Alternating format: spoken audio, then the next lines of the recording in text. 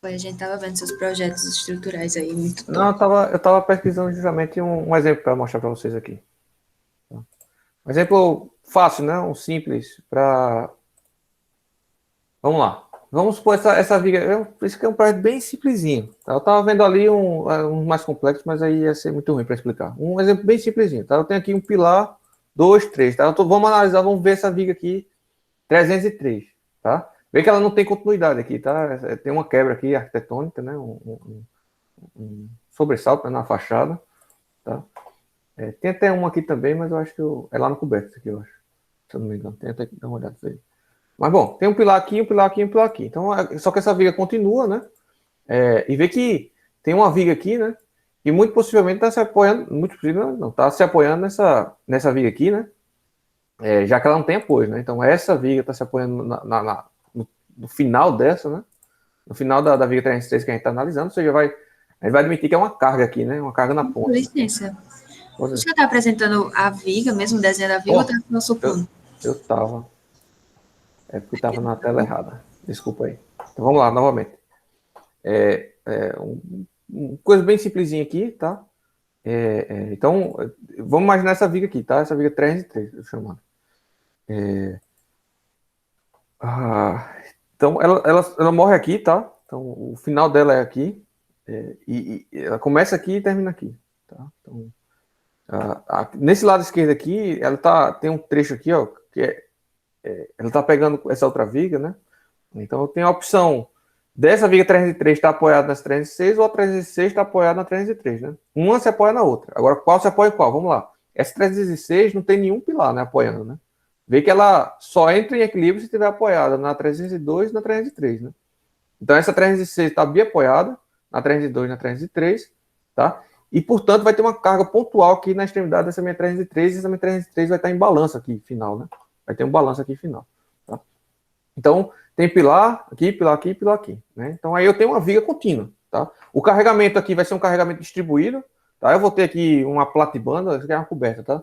Então, vou ter aqui uma platibanda de 1 metro, 1,20 m, vai ter um carregamento de alvenaria aqui, com certeza, provavelmente, tá? E tem um carregamento dessa laje, né? Vê que essa laje, deixa eu ver como é que eu pego aqui, tá? É uma laje unidirecional, né? Que ela se apoia parte nessa viga 302, parte nessa viga 303, e nessas outras, né, também, né? Então, portanto, vamos dizer assim, metade da carga está vindo para baixo, metade da carga está vindo para cima, aqui em planta baixa, né? Olhando em planta baixa. Tá? Então é basicamente uma carga uniformemente distribuída, né? É uma carga uniformemente distribuída aqui, que vem dessa laje, que aí nessa laje vai ter o peso próprio da laje, vai ter o contrapiso, vai ter o forro embaixo, né? Vai ter a telha, vai ter um bocado de coisa aqui em cima, que eu estou considerando tudo como carga distribuída. Então, portanto, aqui eu tenho carregamento distribuído, né? Vê que eu tenho vãos não uniformes, tá? Tenho vãos não uniformes. Isso vai me dar um diagrama de momento fletor. Isso vai me dar um diagrama de momento fletor. Se eu calcular isso, vai me dar um diagrama de momento fletor. Né? Então, olhando aqui, eu não vi se estava processado. Deixa eu ver aqui se está processado. Né? Mas assim, antes até de ver mesmo essa viga, tá? Vê, veja, se isso daqui é um balanço, pessoal, tá? Vamos desenhar aqui. Sem muito. Essa minha viga está mais ou menos assim. Né? Tem um vão menor aqui e eu tenho um balancinho aqui. Tá? Então tem um carregamento pontual aqui e tem um carregamento uniformemente distribuído aqui. Tá? Bem mal desenhado, né? Mas peço perdão que eu já desenho mal, ainda mais aqui na mesa fica horrível. Tá? Então tem um carregamento distribuído e um momento pontual. Né? Como é que vocês esperam o diagrama do momento fletor disso aqui? Né? Eu só espero, não quero valores, não precisa ser exato, porque vai depender dos momentos, né? Mas como é que vocês esperam o diagrama do momento fletoso aí?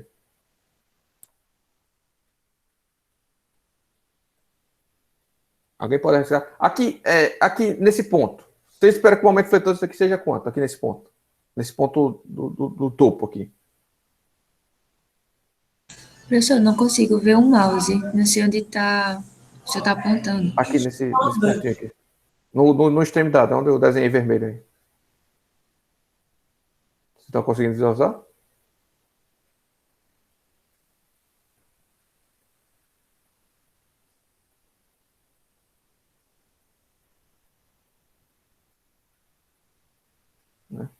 Bom, nesse ponto aqui, vai ser zero, tá? O momento fletor vai ser zero, beleza? Vê que se as minhas cargas são todas para baixo, tá? A tendência é que esse momento fletor seja assim, né? Seja algo assim, ó, tendendo a girar, isso daqui assim. Então, portanto, isso daqui vai ser um momento fletor negativo, tá? Como é o gráfico, esse aqui provavelmente vai ser uma parábola, meio uma reta, porque tem uma carga pontual e tem carga distribuída. Aí vai depender da intensidade de cada uma, né? Se a carga pontual for muito mais alta do que a distribuída, isso aqui vai se aproximar de uma reta. Se for a distribuída muito maior que a pontual, isso aqui vai se aproximar de uma parábola, tá? Vai ser a soma dos dois efeitos, né? Tá? Essa é a soma dos dois efeitos. Isso aqui vai ser um momento negativo, tá? Aqui em cima desse pilar vai ser um momento negativo. Aí eu tenho uma carga distribuída aqui no meio do vão. Isso aqui vai tender a baixar, tá? O momento fletor. Aí pode transformar isso aqui em um momento fletor positivo ou não, tá? Nesse caso, como é o maior vão, acredito que vai se tornar um momento fletor positivo, mas vai depender da relação entre os vãos e a carga, né? As cargas.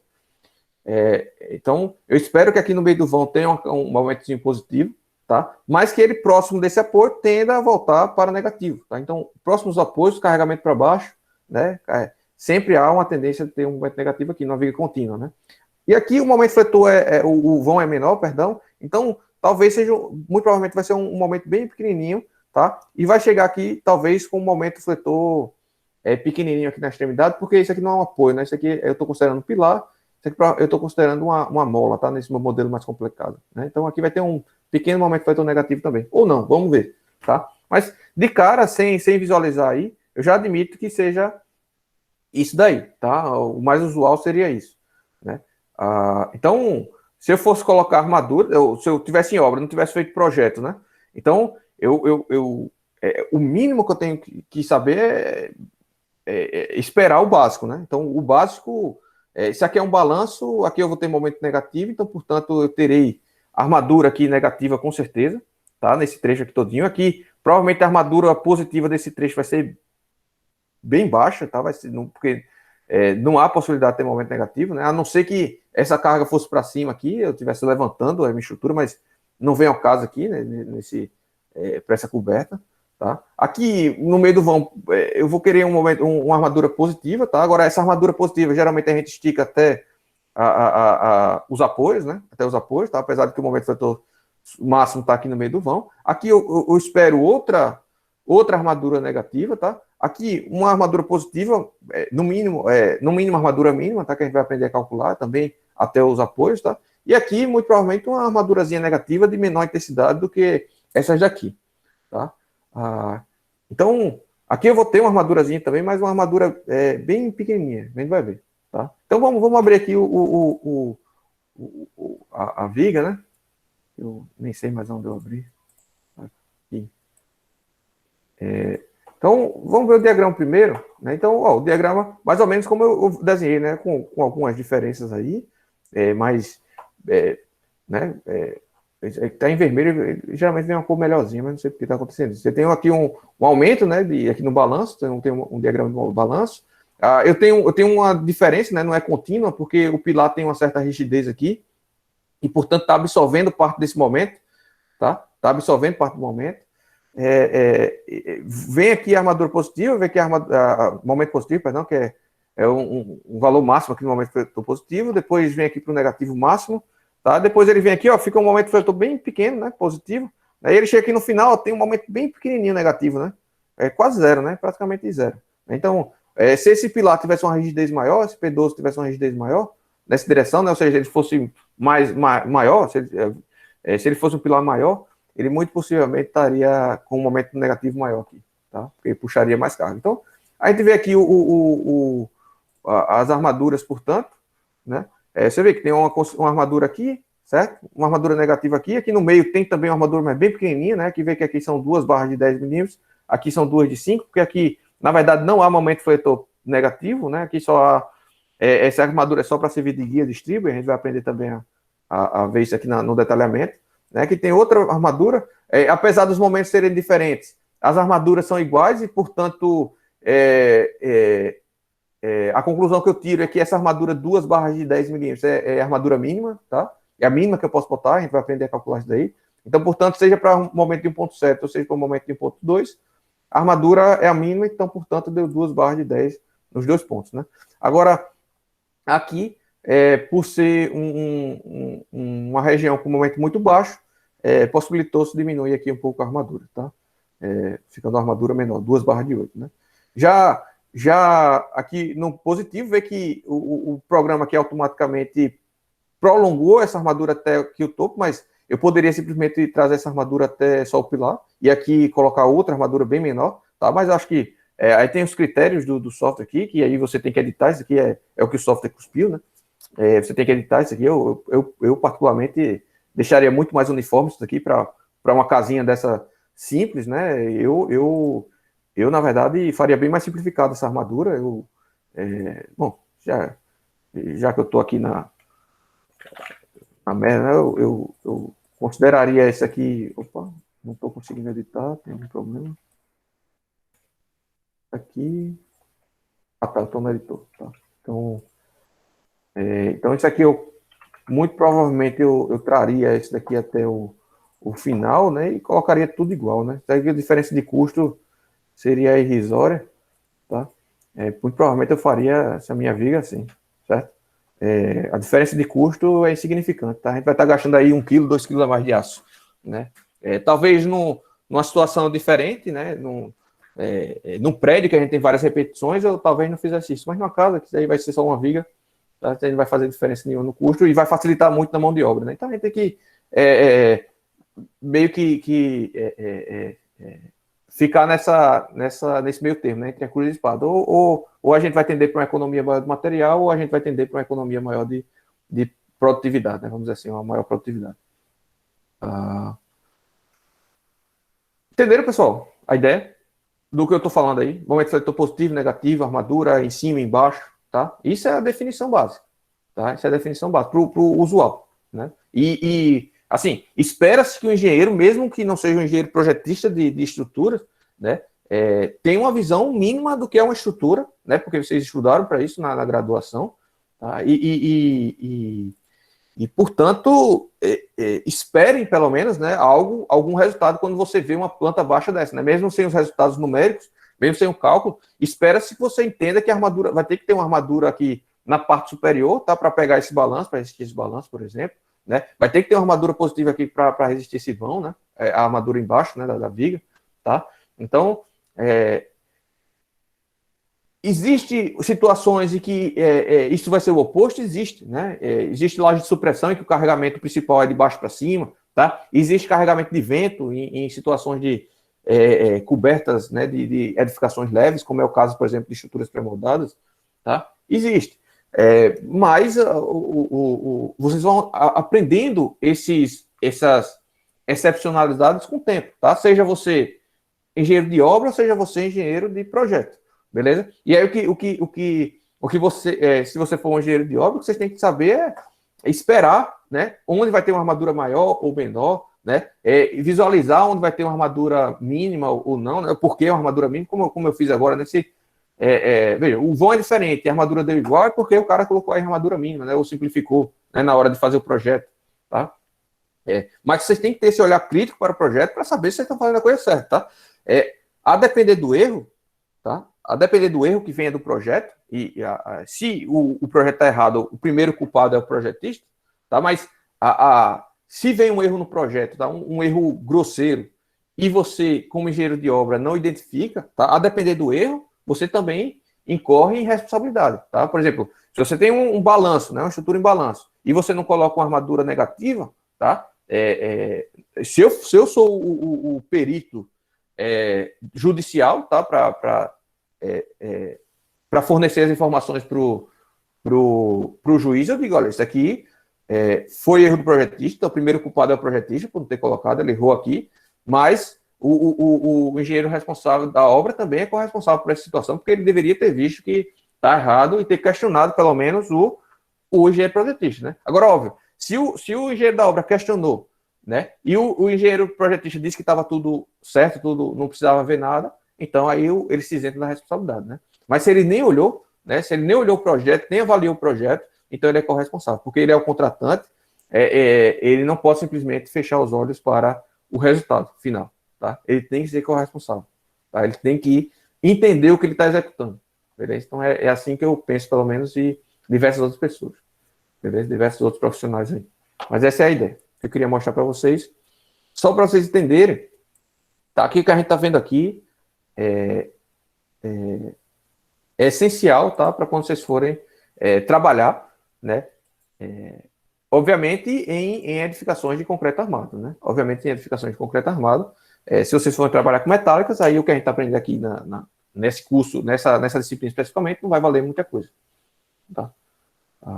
Ou se vocês forem trabalhar como bancários, aí também não vai valer de nada, né? Mas a gente está aqui formando engenheiros, a gente espera que vocês trabalhem aí no ramo aí da construção civil, a maior parte, pelo menos, de vocês. Bom, podemos prosseguir aqui? Podemos. Eu nem enchi meu copo, né? Vamos lá. Então, a gente vai ter 3 estádios, que a gente vai chamar de estádios. E cada estádio vai corresponder a uma determinada fase dessa viga de concreto armado, tá? Depender, a gente vai aumentando o esforço, o momento seletor, no caso aqui, né? E a gente vai vendo uma variação do comportamento das tensões e deformações dessa viga, né? Então, eu estou aplicando aqui o momento fletor, tá?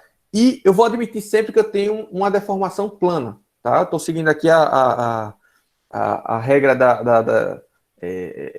a teoria de vigas, né, de Bernoulli, tá? Em que a seção permanece reta após a deformação, que foi toda aquela teoria baseada na primeira parte da aula, né, que vocês viram a mecânica dos sólidos. Perdão, refluxo aqui. Então, em qualquer fase, em qualquer estágio, tá? Aqui eu tenho o estágio 1, aqui eu tenho o estágio 2, tá? Então, aqui é o estágio 1, aqui é o estágio 2, tá? E aqui é o estágio 3, tá? Então, em qualquer um dos estágios, percebe que as deformações são retas, tá? São retas. Então, na fibra superior estaria comprimindo, na fibra inferior estaria tracionando. Aqui, o diagrama, na minha opinião, aqui está ao contrário, mas você já foi avisado, acho que vocês têm como abstrair isso daí. Tá? Então, aqui em cima, alguém quer perguntar? Sim, eu queria saber por que no primeiro estádio não é simétrico o diagrama. Perfeito. Nos outros são. Vamos lá, vou chegar lá. Eu vou Não continuar simétrico, aqui. na verdade, tipo, a linha está passando pelo meio, né? Nos outros. Perfeito. Chegamos já. Então, as deformações são todas planas, né? São todas planas. E a gente rotaciona em torno do ponto, que essa seria o ponto da linha neutra, né?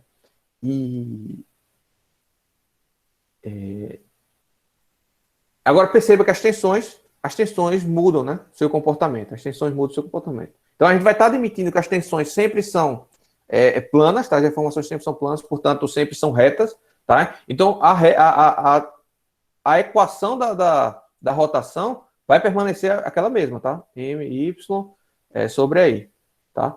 Porém, nem todos os estádios a lei de Hooke é válida. A lei de Hooke não é válida para todos os casos, tá? Então, portanto, a relação entre deformação, deixa eu escrever aqui de novo, tensão igual a módulo elasticidade vezes deformação, tá? Então, essa relação entre tensão e deformação não é mais linear em todo o comportamento do concreto armado, então, portanto, a gente não está considerando que o concreto armado é um material elástico linear perfeito que segue a lei de Hooke, né? Porque a gente vai estar considerando ele nas fases não linear e também na fase plástica, né? Então, portanto, não segue a lei de Hooke. Mas essa regrinha aqui, ó, tá? Ela é válida. Vê que ela continua sendo uma reta aqui, ó, tá? Variando o quê? Com Y, né? Em que Y é justamente a distância da linha neutra ao ponto que eu quero saber, né? O ponto que eu quero saber. E aí eu vou entrar no mérito da questão da Ludmilla, né? Porque essa minha linha neutra não está no meio da seção, tá? Perceba que eu ainda não adentrei no mérito de que isso aqui é uma seção retangular, então isso bem que podia ser uma seção T, né? Sendo uma seção T, essa linha neutra tende a subir, né? Então, o centro de gravidade da seção tende a subir, né? Então, seção T, o centro de gravidade não é no meio da altura, né? Ela vai ser mais ou menos aqui mais alto, né, do que no meio da altura. Beleza? Então, isso aqui, essa ideia que eu estou passando para vocês inicialmente serve para qualquer tipo de seção. Tá? Se você quiser fazer uma seção assimétrica, ela tem que ser simétrica pelo menos em um dos eixos, tá? Mas vamos admitir que pode ser para qualquer seção.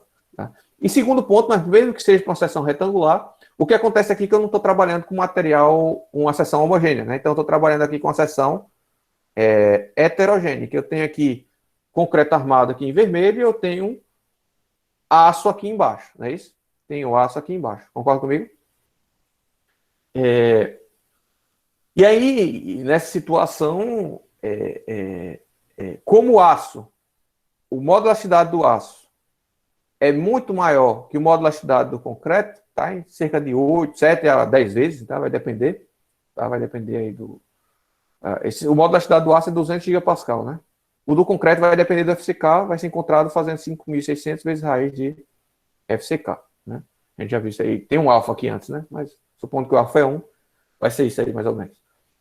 Então, vai girar em torno de 30 gigapascal aqui, tá? Então, você vê aqui em torno de 7, 6, 7, 8. Aí vai depender, tá? Quanto maior o FCK, maior a modo de elasticidade do concreto. Então, a tendência, tá? E a gente vai ver isso aqui mais na frente do curso. Eu não vou revisar essa parte agora na aula, senão vai comer o restante da minha aula toda. Então, o que vai acontecer aqui é que, como essas barras de aço têm mais peso no cálculo, tá? Da linha neutra, do centro de gravidade, a tendência é que esse meu centro de gravidade também desça um pouco, tá? Então, é normal o centro de gravidade estar aqui mais baixo, porque eu tenho armadura aqui embaixo. Quanto mais armadura eu tiver aqui embaixo, mais esse centro de gravidade tende a descer quando eu considero a seção como toda, né? Quando eu homogenizo a seção, tá? Então, vocês conseguem visualizar isso, pessoal? Vocês se lembram disso, mecânica dos sólidos? Acho que 3, vocês viram isso nas 3. Isso aqui tem um termo correto para isso, tá? Tem um método correto para calcular isso daí, que seria o método da seção equivalente, né? Seção equivalente. A gente transforma essa área de aço aqui embaixo, ou seja, vai depender da área de aço. Cadê meu? Não estou vendo aqui, meu. Está aqui embaixo. A gente transforma essa área aqui em azul, tá? De aço, em uma área de concreto equivalente, tá? Em uma área de concreto equivalente, e a gente calcula o centro de gravidade, a linha neutra, tudo baseado nisso daqui, tá? Então, portanto, a linha neutra tende a descer. Vocês se lembram disso? Vocês viram isso lá em Mecânica 3? Sim. Pronto. Então, a gente vai rever aqui, mas a gente vai rever isso daí quando a gente for ver lá a parte de estado limite de serviço, tá? Mais para frente do curso, já na segunda metade do curso. Então, nessa fase aqui, a gente vai admitir que a gente tem o aço ainda, o concreto, tensões de tração no concreto. Ó, perceba, a gente tem tensões de compressão aqui na fibra superior do concreto e nós temos também tensão de tração no concreto. Então, portanto, nesse estágio 1, não se aplica o que eu falei anteriormente, em que a gente iria desconsiderar a resistência à tração do concreto. Nesse estágio 1, o concreto está sendo tracionado junto com o aço. Sendo que aqui, pessoal, eu posso admitir isso porque esse estágio 1 é válido até o concreto não fissurar. Então, portanto, o limite do estágio 1 é justamente entre deformação zero até o concreto fissurar. É isso que caracteriza o estágio 1. Beleza? E quando é que eu sei que o concreto vai fissurar? Tá? Então, deixa eu descartar isso e ir lá para o OneNote. Como é que eu admito que o concreto vai fissurar? Então, apesar de eu ter dito que a tensão resistente que a gente admitir que o concreto não resiste nada à tração, e é isso que a gente vai considerar para dimensionar as armaduras, tá? A gente precisa saber se o concreto vai fissurar ou não, né? Para o estado limite de serviço. E aí, nesse aspecto, a gente,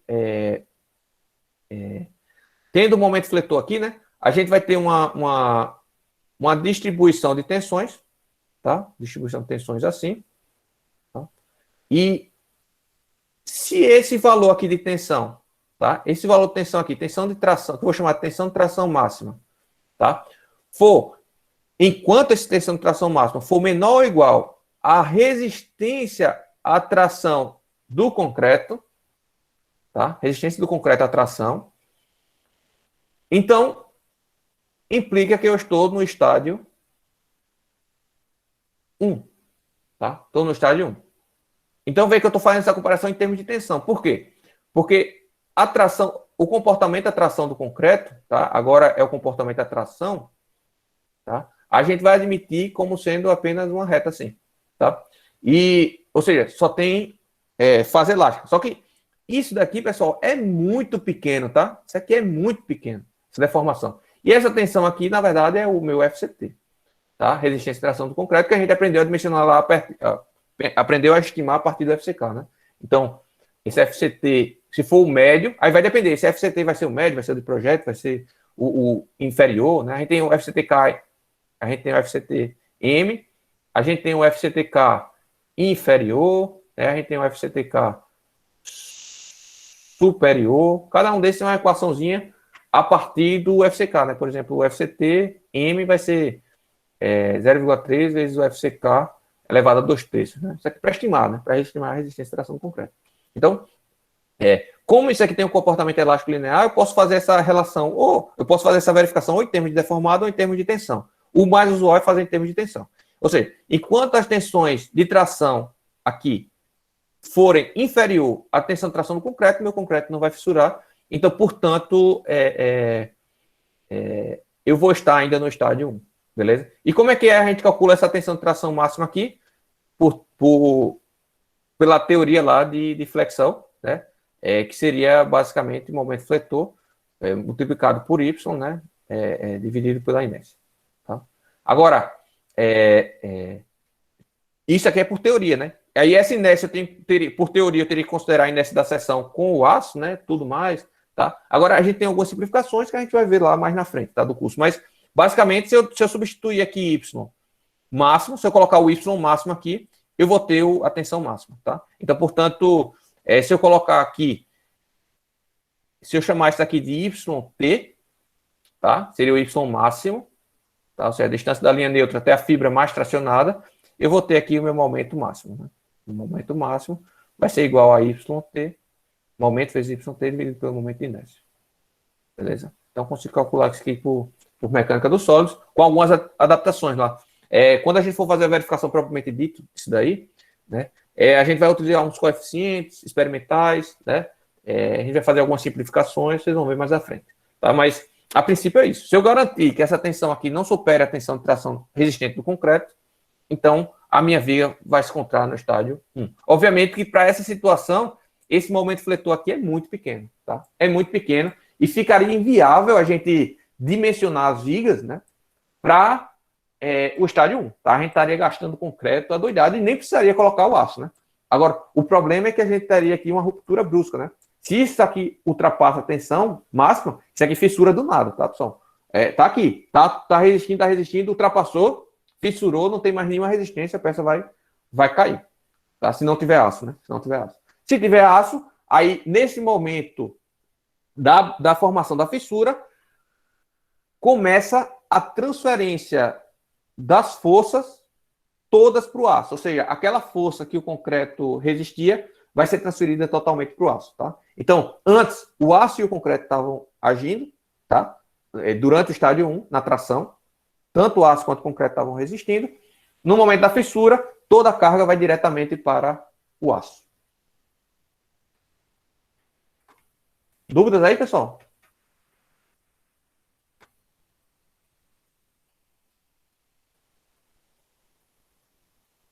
Ninguém? Não.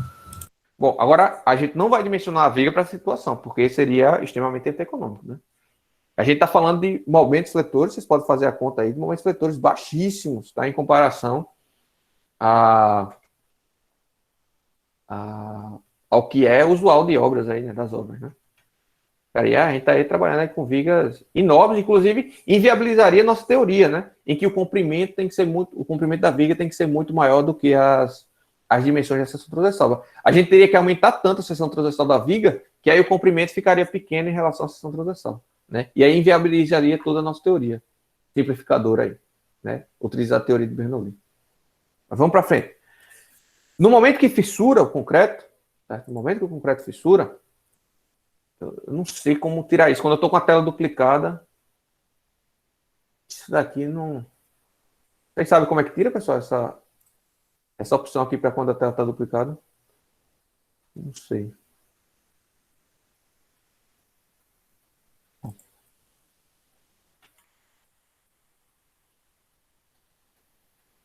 Vamos lá. Depois eu tento uma forma aqui de resolver isso. Mas, formou a fissura, tá? No momento que abriu, que formou a fissura, né? Que o momento chegou num determinado valor em que a tensão de tração aqui superou a resistência de tração do concreto, a gente vai ignorar toda a resistência de tração do concreto até a linha neutra. Então, nesse momento, é óbvio que a tendência vai ser que, como eu estou eliminando essa inércia aqui toda embaixo, essa massa de concreto toda embaixo, imediatamente a minha linha neutra sobe, tá? A minha linha neutra sobe, ou seja, a linha neutra não permanece no mesmo lugar. E essa é a dificuldade. Veja que, para resolver o nosso dimensionamento aqui, a primeira coisa que nós temos que fazer é encontrar a posição da linha neutra, tá? Então, nós não sabemos, a princípio, onde estará a nossa linha neutra, porque a nossa seção vai estar fissurada. A gente sabe encontrar para cada situação dessa, específica, né? Porém, ela vai variando com o tempo. Então, portanto, a gente precisa, a depender do estádio que a nossa viga está, a gente precisa encontrar a linha neutra. Então, a gente precisa encontrar a linha neutra para o estádio 1, a gente precisa encontrar a linha neutra para o estádio 2, e a gente precisa encontrar a linha neutra para o estádio 3. São posições diferentes. Na verdade, a posição da linha neutra vai variando quando eu vou aumentando o momento. Vou aumentando o momento, a linha neutra vai mudando de posição.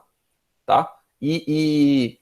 Só que a gente está como se a gente estivesse discretizando essas fases em 3 situações características, né? Estádio 1, estádio 2, estádio 3. Tá? Então a gente vai aprender, a gente vai ter que calcular a posição da linha neutra no estádio 1, a posição da linha neutra no estádio 2 e a posição da linha neutra no estádio 3.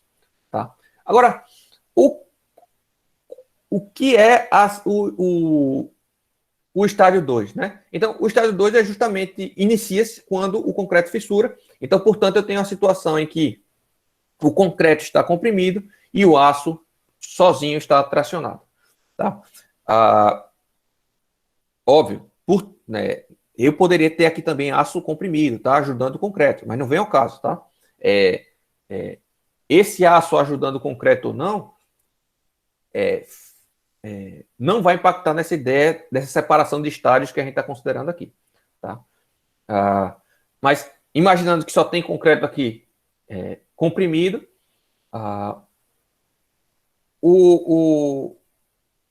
gente vai ter uma região aqui que o concreto, a distribuição de tensões no concreto não é mais plana, como é o do aço, porque as tensões já começaram a entrar naquela fase elastoplástica, naquela fase plástica, perdão. Então, desenhar aqui. Então, vê. Tensão, deformação, fase elástica, não linear, plástica perfeita. Tá? Então, essas fibras aqui, ó, no estádio 2, ele ainda vai estar aqui elástico, mas durante o estádio 2, essas fibras vão começar a plastificar. Tá? Ou seja, vão começar aqui o comportamento não linear. E, portanto, a distribuição de tensões aqui não é mais reta, tá? Não é mais uma reta, porque a partir desse ponto aqui, ó, tá, de elasticidade, eu não posso mais utilizar a teoria, a lei de Hooke, tá? É outra relação e, portanto, as minhas tensões começam a se transformar num comportamento aqui não linear também, tá? Então, essas fibras aqui mais distantes começam a plastificar, tá? E essa plastificação vai se propagando para o resto das fibras. À medida que a gente vai aumentando o momento fletor. Lembra que esse processo de mudança de estágios é porque a gente está aumentando o momento fletor, tá? A gente está aumentando a solicitação. Então, Ele está no momento fletor baixo, ele ainda se encontra aqui no estádio 1, tá?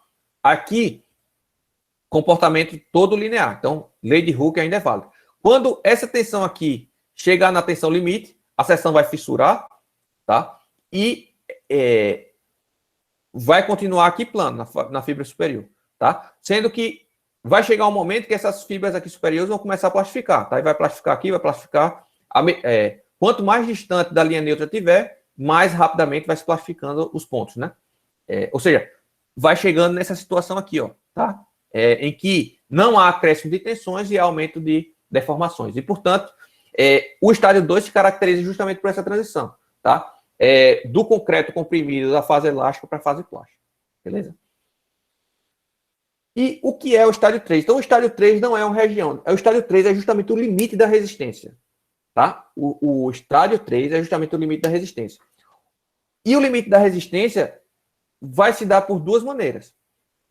Ou esse concreto aqui chegou no seu limite de plastificação, ou seja, chegou na sua deformada limite, portanto, ou esse concreto comprimido chegou na sua deformação última, ou o aço aqui embaixo chegou na sua deformação última, tá? Lembrando que esse aço aqui vai deformando também aos poucos. Então, portanto, o aço também plastifica aqui no meio do tempo, tá? No meio do tempo, aqui, tá? Entre o estádio 2 e o estádio 3. Então, o estádio 2 vai se caracterizar justamente entre o momento da formação da fissura e a ruptura. E o estádio 3 é justamente o momento da ruptura, tá? Então, o dimensionamento da viga é feito para o momento da ruptura. A gente vai calcular a armadura aqui necessária na situação do estádio 3. Ou seja, vocês têm que entender uma coisa, tá?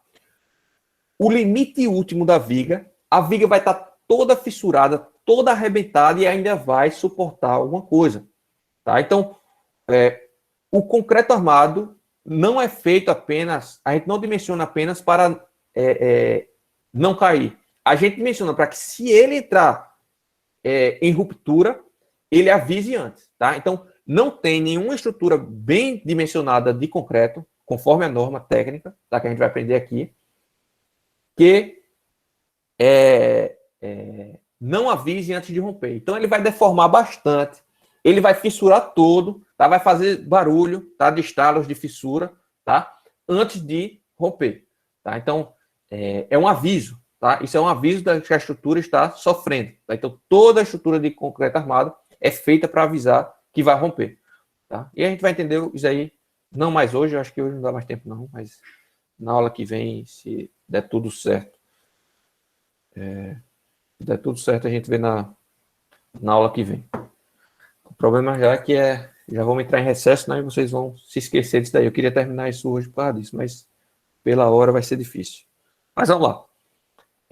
Finalizando aqui, tá? Finalizando aqui essa divisão dos estádios, tá? Vê que a linha neutra, a gente vai posicionar, localizar ela sempre pela fibra mais comprimida, tá? Sempre a fibra mais comprimida vai ser a referência para a nossa linha neutra. Então, portanto, o X, a gente vai estar chamando X sempre a distância da fibra mais comprimida até a linha neutra. Então, a gente vai ter um X1, a gente vai ter um X2 e a gente vai ter um X3, né? Que seria o X último, né?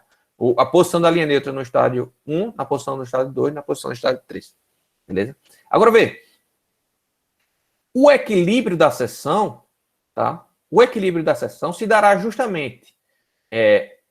E a gente vai partir as nossas equações, que espero eu fazer agora, logo depois de terminar essa conclusão, tá? Mas a gente precisa garantir o equilíbrio da seção justamente, seja em qual fase for, estádio 1, estádio 2, estádio 3, admitindo que o somatório de forças horizontais aqui, né, de resultantes horizontais, seja igual a zero, e que o somatório de momento, né, o equilíbrio de momento também, em qualquer ponto, seja igual a zero, né?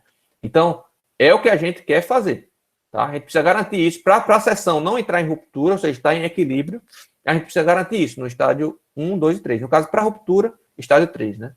Agora, vê, o somatório de forças horizontais, a gente faria como? Olha, eu tenho uma distribuição de tensões aqui, tá? E tenho um esforço aplicado, porque a área de aço é tão pequena em relação ao maciço de concreto que a gente vai considerar que a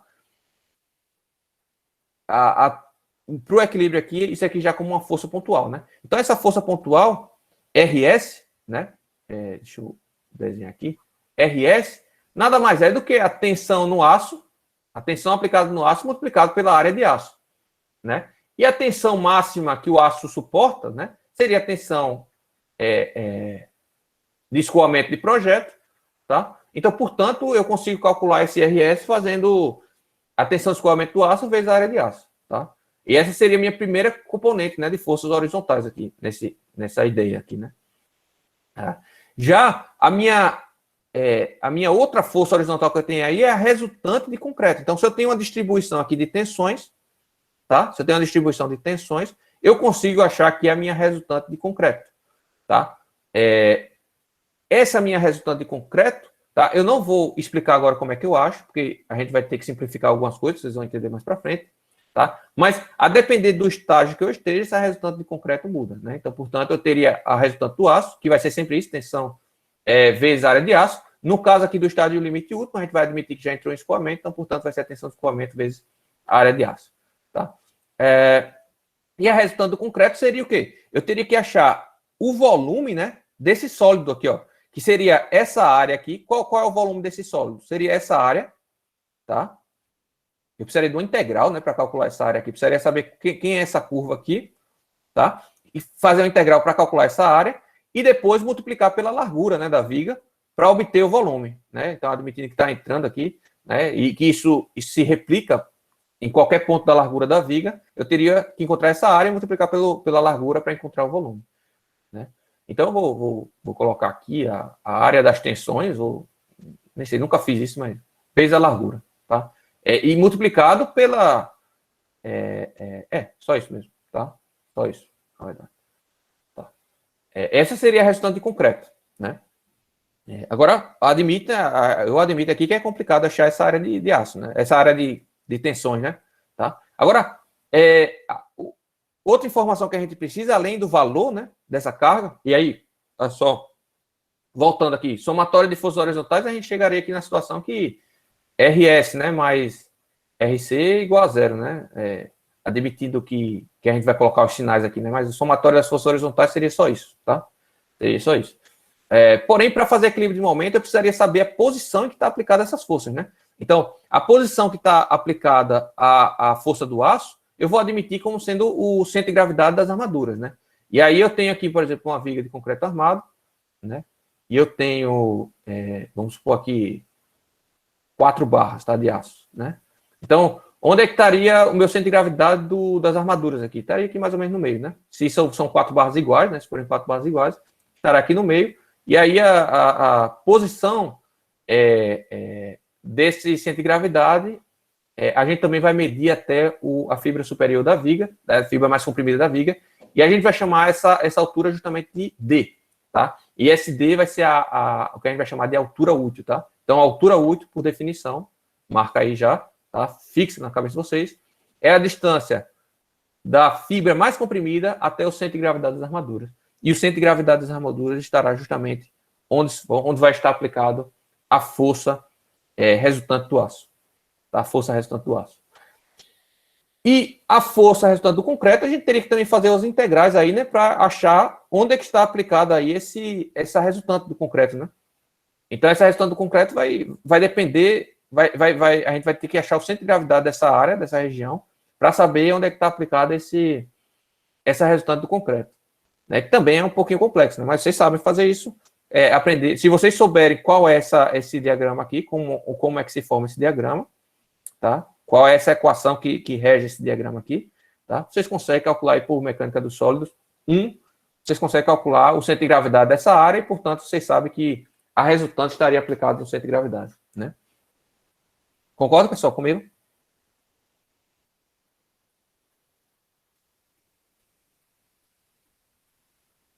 Ixi, nem para me ajudar aí, pessoal.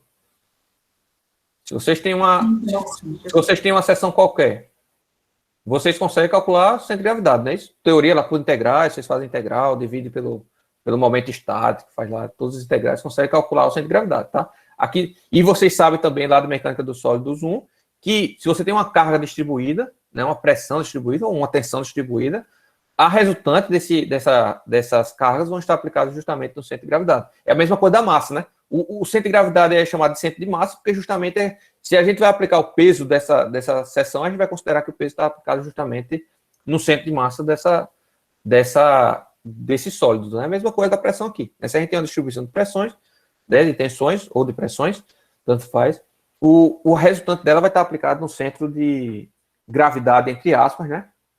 Que não seria mais, por definição, centro de gravidade, mas a gente pode correlacionar com a geometria, né, da seção. Então, estaria aplicado no centro de gravidade dessa seção. Tá? Então, portanto, a gente tem aqui a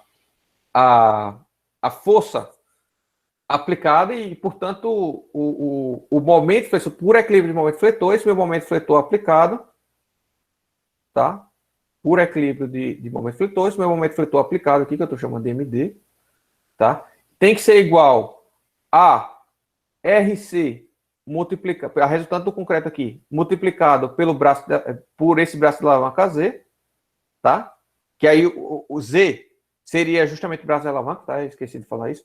Então, Z é o braço de alavanca, ou seja, a distância entre as duas resultantes, tá? Então, vou ter uma distância no estádio 1, vou ter outra distância no estádio 2 e vou ter uma terceira distância no estádio 3, tá? Então, portanto, por equilíbrio, o momento fletor tem que ser igual a RC vezes Z, ou pode ser também igual a RS vezes Z, tá? Tanto faz. Já que RC e RS tem que ser igual, né? Então, eu posso encontrar o equilíbrio do momento fletor por essa equação aqui, tá? E aí, a partir daí, que a gente vai encontrar nossas equações de dimensionamento, tá? É a partir dessa idealização. Ficou muito confuso, pessoal?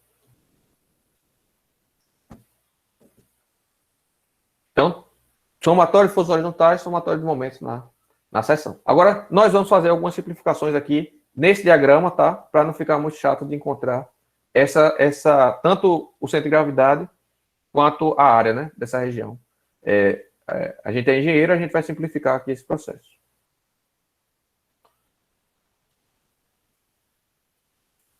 Deixa eu ver se tem mais alguma coisa que eu queira falar, ou se a gente já pode passar para o dimensionamento propriamente dito. Daí são tudo o que eu venho falando aí. Já falei sobre a deformação, beleza.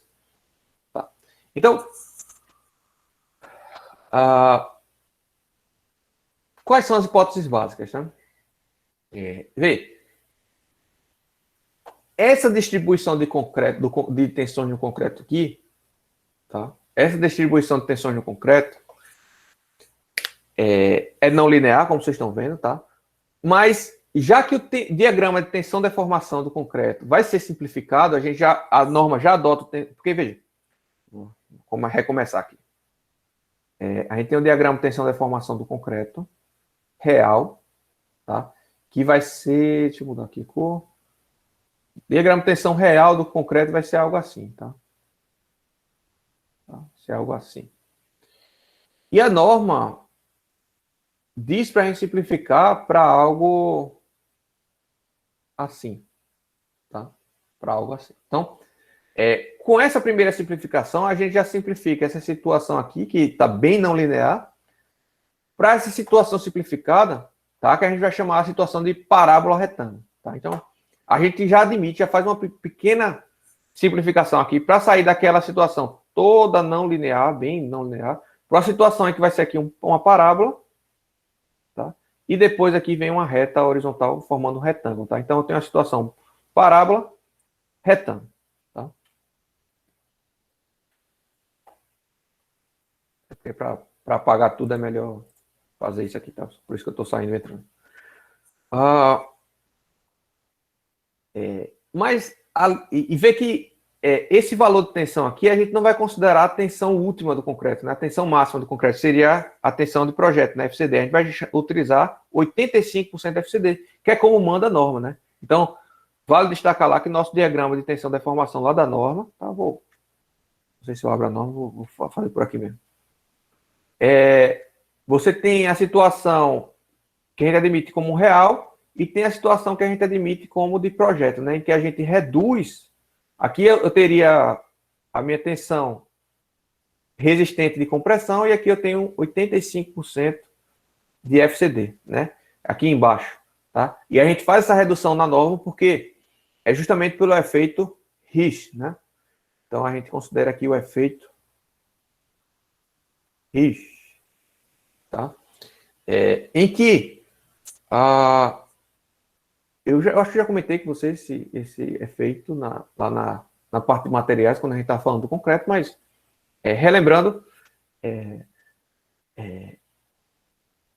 a tensão resistente do concreto depende da velocidade com que você aplica a carga, tá? Se você aplica uma carga de forma muito rápida, a tendência é que ele apresente uma tensão resistente maior do que se você aplicar essa tensão de forma bem lenta, tá? Então, isso foi detectado já muitas décadas atrás, né? Acho que no século passado, ainda no século passado, em 1900 e alguma coisa, foi detectado isso, e foi justamente descrito por esse cidadão aqui, né? Por Risch, tá? Então, ele detectou que, a depender do tempo que você aplica, a velocidade que você aplica o carregamento, esse valor muda, né? Então, portanto, como a gente rompe esse FCD, a gente vai encontrar a partir de uma ruptura no equipamento, né? Numa prensa hidráulica, e essa ruptura é feita de forma rápida, né? Veja, comparado ao que vai ser na realidade, né? E na realidade o carregamento é aplicado de forma bem lenta e gradual, né? Então você vai construindo aos poucos, né? Vai colocando o carregamento aos poucos na sua estrutura, né? E também ao longo do tempo esse carregamento vai variando, né? Então o carregamento é aplicado de forma bem lenta, né? Então, portanto, a gente considera a resistência do concreto efetivamente na obra, tá? 15% inferior àquela encontrada no laboratório. Consegue visualizar isso, pessoal?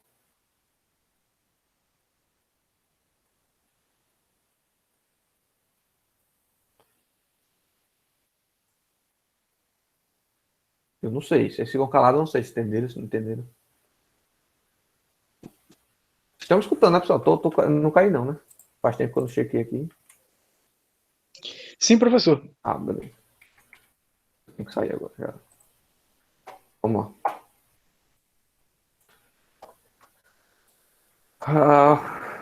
Beleza. Então, isso aqui, imagina que já é no estádio 3, tá, pessoal? Isso aqui é tudo no estádio 3. Esquece estádio... Para a parte de dimensionamento, a gente vai esquecer o estádio 2 e o estádio 1. Esse aqui já é estádio 3. Então, quando os concretos aqui estão no limite. Tá? Então, 15% a menos da tensão limite, porque o concreto vai ser carregado lentamente, tá?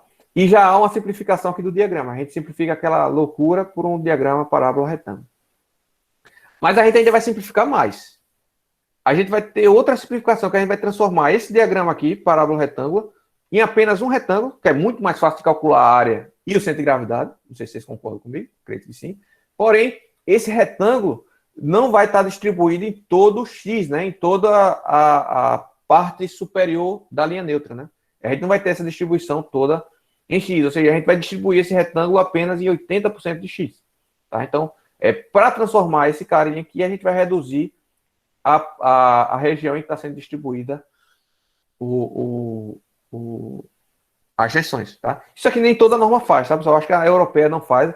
Se eu não me engano, a europeia simplifica por um triângulo e um retângulo. Se eu não me engano, tem que olhar isso melhor, tá? Mas eu vi já um pessoal fazendo exercício aí na internet e considerando um triângulo e considerando um retângulo. Eu não sei se é a norma europeia, se é a norma indiana, não sei. Mas aqui no Brasil a gente simplifica por um retângulo. Acho muito mais fácil, né? Inclusive, tá? E aí, nesse caso, eu teria uma resultante que estaria aplicada aqui na metade desse retângulo. Então, portanto, essa resultante aqui, não sei se vocês concordam comigo, melhor desenhar aqui de lado, estaria aplicado numa distância de 0,4 vezes x, né? Então, isso aqui é 0,4 vezes x, essa distância aqui, né? Porque é a metade do retângulo, né? E a área dessa área aqui seria 0,8 vezes x multiplicado pela tensão máxima, né? Que é 0,885 de FCD. Então, portanto, a minha resultante do concreto aqui será essa área, tá? A área das tensões, que vai ser 0,8 vezes x multiplicado por 0,85 vezes FCD, multiplicado pela largura, né? Que eu tenho que multiplicar pelo volume aqui, para formar o volume. Multiplicar pela largura para formar o volume, né? Que é um paralelepípedo, né? Vamos dizer assim. Tá? Então, essa seria a minha resultante das tensões. Né? Então, olhando aqui em seção transversal, né, esse meu retângulo, eu estaria considerando aqui, né, essa minha tensão aqui aplicada de forma uniformemente aqui nesse retângulo. Né? Aqui seria 0,8 de X, né, esse tamanho, e aqui seria BW. Né? E saindo da tela seria o 0,85 de FCD. Né? Seria o valor da tensão máxima. Consegue visualizar, pessoal? Eu vou para as próximas aulas, próximo semestre, eu vou desenhar um elemento volumétrico aí que eu acho que vai dar para entender melhor. Né? Deixa eu tentar aqui desenhar, mas se eu tenho aqui a minha seção transversal, né? Aqui, tá? As minhas tensões estariam aqui, né? Um retângulo, né? Um paralelepípedo, na verdade, de aplicado, né? Não sei, tá horrível, né? Mas basicamente essa dimensão aqui é BW, né? Essa dimensão aqui vai ser 0,8 de X, né? Em que X é a distância da fibra superior até a linha neutra, tá? Aí a gente vai precisar encontrar isso. E o valor dessa tensão aqui é 0,85 ou 0,85 vezes FCD. Beleza? Então, portanto, o volume é a multiplicação dos três, né? Tá? É como se fosse um paralelepípedo. Acho que ficou claro aí, tenho certeza. Tá? Mas RS continua sendo a área de aço, tá? Multiplicado pela tensão de escoamento do aço. Porque a gente vai admitir que o aço chega à sua tensão máxima, né? Que seria a tensão de escoamento, no estádio 3. Tá? Já chegou lá. A gente vai utilizar o máximo que o aço pode dar. Tá? O máximo que o aço pode dar. Então, o nosso desafio aqui, tá? E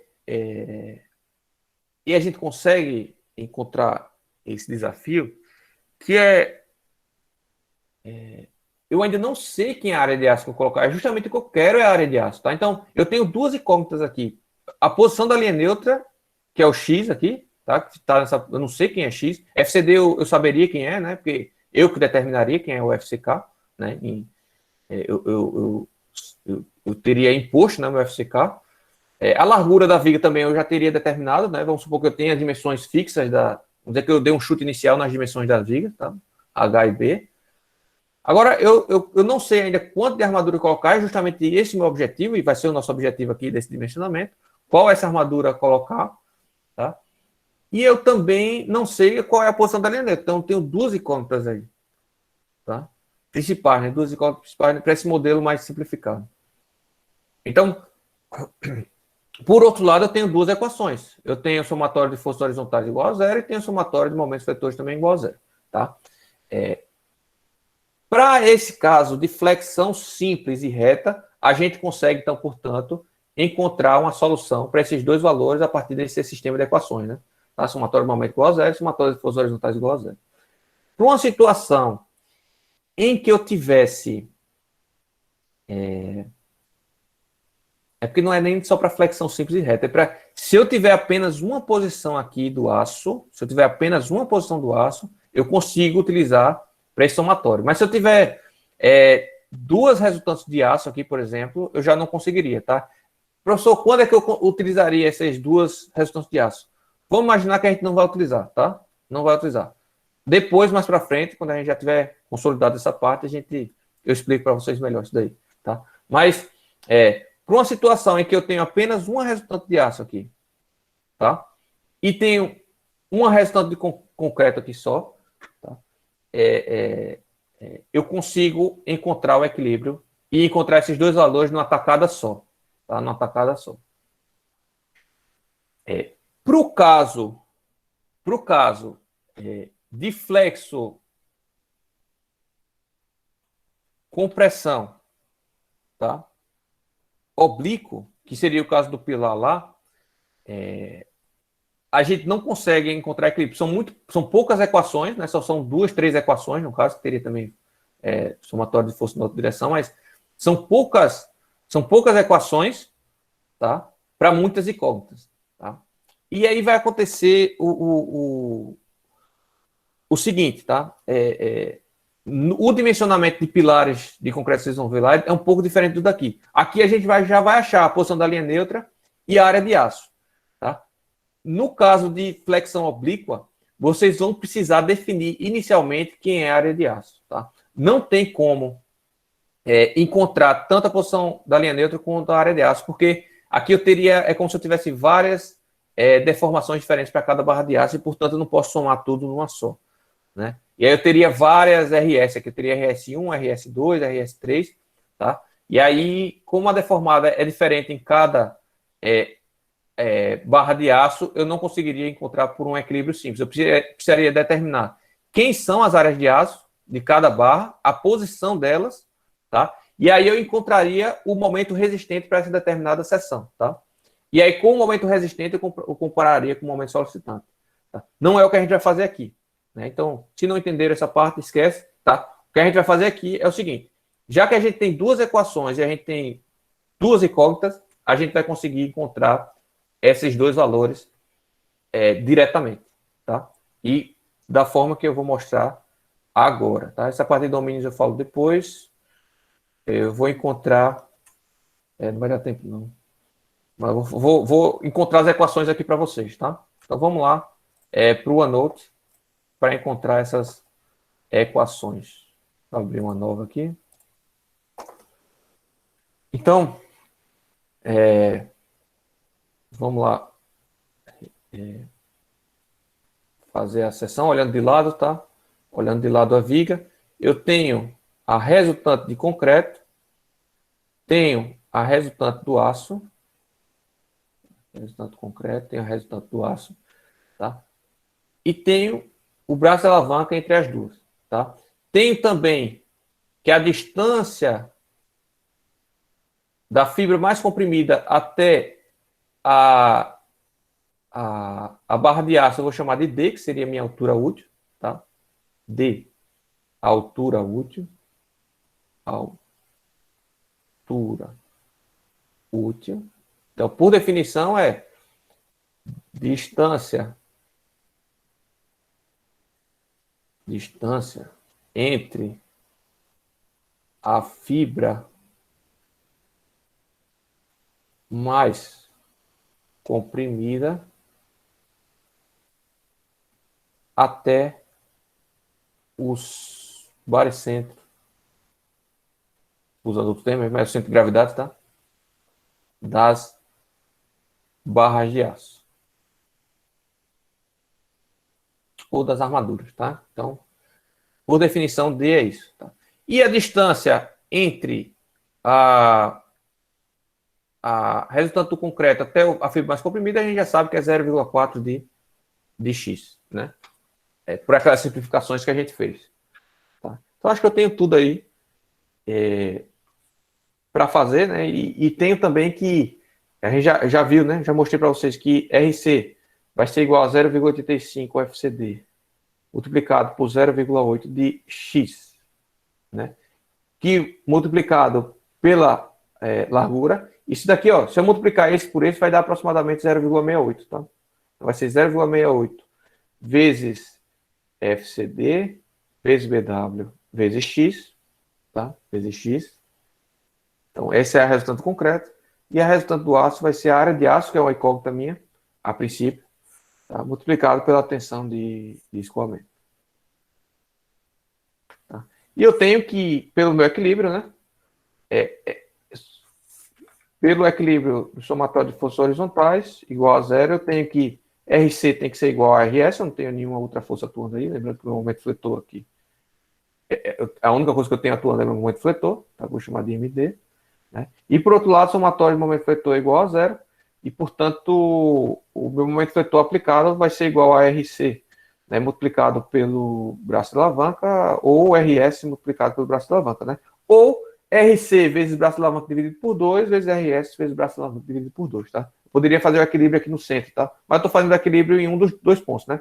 Quando eu faço essa primeira parte aqui, eu estou fazendo equilíbrio de momentos em torno desse ponto aqui. E aí o RS não causa um momento nesse ponto, né? Então vai ser RC vezes Z, né? Mais o MD aplicado. né, igual a zero. Então, portanto, eu tenho essa igualdade aí. Espero que não tenha ficado confuso. Quando eu faço o equilíbrio considerando isso, é como se eu estivesse fazendo o momento fletor aplicado nesse ponto. Tá? Mas, usualmente, a gente utiliza isso aqui. Tá? Para equacionamento que eu quero chegar, a gente vai utilizar esse cara aqui e esse daqui. Opa, RC igual a RS. Né? Igual a RS. Tá? Então, vamos usar essas duas caras aqui. Vamos ver aqui. Ó. Aí, dessa equação aqui, eu tenho que MD vai ser igual a RC, né? Que RC, a gente já viu aqui, 0,68 vezes FCD vezes BW vezes X, né? Multiplicado por Z. Aí, quem é Z, pessoal? Aqui, olhando geometricamente, quem é Z? Quem é o valor Z? Vai ser justamente D menos 0,4 de X. Concorda comigo? Então, a gente vai substituir Z aqui por D, altura 8, menos 0,4 de X. Então, portanto, aqui eu vou multiplicar por D menos 0,4 de X. Tá? E aí, opa, botei errado, né? Não, Ctrl Z aqui. Ctrl Z. Então, vai ser...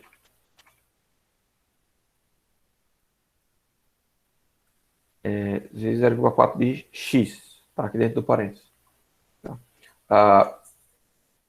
Multiplicando esse 0 e separando, né? Aqui, tá? Eu tenho aqui que vai ser... como é que eu vou fazer isso aqui? 0,8, vamos fazer na brutalidade mesmo. Não é a melhor forma não, mas vezes x vezes d, menos, aí eu vou ter 0,68 vezes 0,4, tá? Aí eu tenho 0,68 vezes 0,4 dá 0,272, tá? Então, eu vou ter aqui menos 0,272 vezes FCD, vezes BW, vezes x ao quadrado, né, pessoal? Aqui, faltou aqui tem o x, então vezes x ao quadrado. Beleza. Vezes x ao quadrado. E aí eu vou separar o que se repete, né? O que vai se repetir basicamente...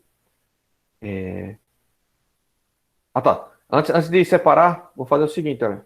Eu vou criar um novo termo, que vai ser que si, que eu vou chamar, tá? E esse termo eu vou dizer que é x sobre d, tá? Então eu vou dizer que si é x sobre d, tá? Então, portanto, todo x, tá, vai ser igual a que si vezes d, tá? Todo x vai ser que si vezes d. E aí, nessa situação, tá? Se eu substituir o x por que si vezes d, e eu estou fazendo isso só como um artifício, tá? E esse parâmetro aqui vai ser muito importante para a gente, tá? Vale destacar isso, porque ao invés de a gente achar valores para x, a gente vai achar uma proporção de x em relação a d, tá? Toda vez que a gente fizer a conta, a gente vai achar uma proporção de x sobre d, e, portanto, ao invés de estar trabalhando com valores aleatórios de dimensões, tá? A gente vai estar trabalhando sempre com valores de 0 a 1, tá? Esse que si, ele vai variar de 0 a 1, tá? E não mais em valores indeterminados, né? A gente vai estar sempre trabalhando de 0 a 1, fica mais fácil trabalhar. Beleza? Então é como se a gente estivesse achando a proporção de x por d. Daí fica mais fácil trabalhar assim, portanto eu estou substituindo aqui. Então, vezes BW, vezes que si vezes d multiplicado por d, tá? Então, que si vezes d é o x multiplicado por d, menos 0,272 vezes FCD vezes BW vezes que si vezes d ao quadrado, tá? Ao quadrado. Então, portanto, eu tenho aqui, para não ter que repetir, que si ao quadrado vezes d ao quadrado. Então, portanto, a gente vê que se repete, né? D ao quadrado se repete, BW se repete, FCD se repete. Tá? Então, eu vou isolar tudo. E eu vou isolar fazendo...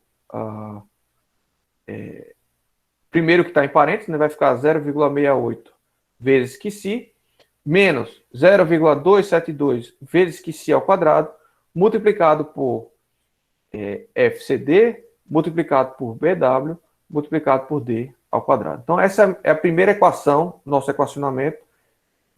Vocês podem, é isso que eu falo, pessoal. A partir daqui, vocês conseguem fazer o exercício, qualquer exercício. Tá? A gente vai fazer o exercício a partir daqui. Esse é o primeiro exemplo, tá? Um exemplo bem simplesinho, né? Mas o importante é vocês entenderem, se vocês entenderem esse procedimento, tá? Vocês ficam livres de decorar essas equações e não só de decorar, tá? Porque decorar, vocês vão ter acesso a essas equações. Eu não vou pedir que vocês decorem isso. Mas vocês ficam livres para fazer modificações, tá? Essa equação só é válida para esse caso. Por exemplo, se eu botar armadura de compressão aqui, já não é válido. Se eu botar uma seção T, já não é válido. Se eu botar uma seção W, uma seção Y, já não é válido, tá? Se eu usar uma seção retangular ou seção circular, já não é válido. Então, se vocês entenderem o procedimento, vocês ficam livres para encontrar esse equilíbrio para qualquer seção. Essa equação só é válida para a seção retangular sem armadura de compressão, tá? Então, essa é a equação final que eu quero, tá? É a primeira, né? E a segunda é justamente a partir do somatório de forças horizontais. Deixa eu mudar a cor aqui, tá? Então, RC igual a RS. Então, portanto, 0,68 vezes FCD vezes BW vezes X, tá? Vai ser igual a resultado do aço, que vai ser a área de aço multiplicado pela tensão de escoamento do aço, tá? Então, portanto, eu consigo achar aqui a área de aço fazendo 0,68 de FCD, né? Vezes BW vezes X dividido pela tensão de escoamento. Pela tensão de escoamento, né? E esse X ainda eu posso substituir, né? Pelo QC, que a gente está trabalhando com QC, vamos substituir por QC, então vai ser 0,68 vezes FCD vezes BW vezes altura 8 vezes QC, né? Então, QC vezes altura 8 é igual a X. Então, essa segunda equação aqui a gente acha a área de aço, né? Então, com essa equação aqui, usualmente a gente acha o QC, tá? A gente acha o QC a partir da solução de uma equação de segundo grau aqui, né? Bhaskara mesmo, vocês vão usar Bhaskara, tá? Conhecendo o QC, a gente calcula aqui quem é a área de aço. Esse é a utilização padrão, tá? Eu não vou me alongar aqui mais sobre o que é o padrão. Na próxima aula a gente faz alguns exemplos, tá? Variando. Mas eu estou admitindo aqui que eu quero achar quem é a posição da linha neutra e quem é a área de aço. Mas pode ser diferente, tá? Pode ser que eu queira, por exemplo, numa viga já existente, tá? Numa obra, eu sei qual é as dimensões dela, sei qual é a quantidade de armadura dela, e, portanto, o que eu quero achar, na verdade, é o momento que ela consegue suportar, o momento máximo que ela consegue suportar, tá? Essa é uma outra opção. Mas, usualmente, para projetos corriqueiros, né, que a gente faz do zero, o que a gente quer é primeiro encontrar a linha neutra, depois encontrar a área de aço, tá? De uma viga submetida à flexão simples. Beleza? Podemos fazer um exemplo aí, só para vocês entenderem numericamente como achar isso daí, sem muito sufoco. Tá? Posso? Sim. Bom, então vamos lá. Vou abrir aqui o Matcast, vocês estão vendo o Matcast, né? Então, vamos imaginar aqui, tá? A gente vai ter que fazer uns chutes iniciais, tá? Tem isso também, tá? Principalmente esse D aqui, tá? A gente vai ter que fazer uns chutes iniciais para encontrar quem é esse D, tá? E depois a gente vai ter que verificar se esse D respeita ou não ao que a gente chutou inicialmente, tá? Mas vamos lá. O que seria esse D, né? Efetivamente, né? O que seria esse D? Vamos lá. Eu tenho uma seção retangular aqui, tá? Vamos supor que eu tenho uma seção retangular, e é isso que eu vou fazer no meu exemplo, tá? Eu tenho uma largura de 20 centímetros, vamos supor. Tenho uma altura de 50. Vamos continuar com esse nosso exemplo, né? Então, altura de 50, largura de 20 centímetros, tá? E eu não sei ainda qual é a armadura que eu vou utilizar, então, portanto, eu vou... Porém, eu sei, por exemplo, qual cobrimento que eu vou precisar utilizar, né? Então, eu não... Veja, vamos supor que essa obra é aqui em Maceió, tá? Então, portanto, eu estou numa zona, vamos supor, marinha, e eu sei qual é esse cobrimento, tá? Eu não sei, eu estou chutando aqui, eu nem me lembro de cabeça, na verdade, mas a gente pode olhar na norma A gente já aprendeu a ver isso, acredito eu. A gente já falou durabilidade, não foi? Aqui. Ou não? Já falamos, sim. Então, a gente sabe que esse cobrimento aqui tem um mínimo lá de 9, vamos dizer que esse cobrimento seja 3 centímetros, tá? Vamos dizer que esse cobrimento seja 3 centímetros. É o mesmo daqui, né? É o mesmo cobrimento aqui. E a gente vai ter aí uma estimativa de FCK mínimo, né? Pelo menos. Então, vamos dizer que o FCK que a gente vai adotar seja 30 MPa. Tá? Eu acho que nem está certo isso aqui, mas não importa que pense no nosso exemplo, né? Depois a gente faz um exemplo mais completo, certinho. Tá? Mas vamos supor que o comprimento seja 3 centímetros e o FCK seja 30. E aí, a gente vai ter umas armaduras aqui. Eu não sei se vai ser 2, se vai ser 3 barras, se vão ser 4 barras. Também não sei como é que vai ser a distribuição delas, se vão ser 2 camadas. Eu não sei. Eu sei que existe o baricentro das armaduras, que eu posso dizer o seguinte, que o baricentro das armaduras está distante da fibra mais tracionada, tá, dessas barras, vou chamar de Y do baricentro. Tá? Y baricentro. Que seria a distância do centro de gravidade. Então, se eu tenho essa distribuição de barras, tá? Se eu tenho essa distribuição de barras, eu vou ter um baricentro, que a gente pode calcular a partir de mecânica dos sólidos, tá? Que eu não sei, estou supondo, tá? Mas eu vou chamar essa distância aqui do baricentro até a fibra mais tracionada, tá? Até a fibra mais tracionada, eu vou chamar de Y do baricentro, certo? Y do baricentro. E esse Y do baricentro eu vou ter que chutar, tá? Isso aqui não tem jeito, vou ter que chutar, ou seja, vou chutar... Com experiência você vai tendo uma noção melhor, tá? Vou chutar aqui, sei lá, 3 centímetros, tá? Não sei, vou chutar 3 centímetros também, o baricentro. Por outro lado, eu ainda tenho o estribo, tá? O diâmetro do estribo. Então, deixa eu amplificar isso daqui. Deixa eu ampliar aqui embaixo melhor.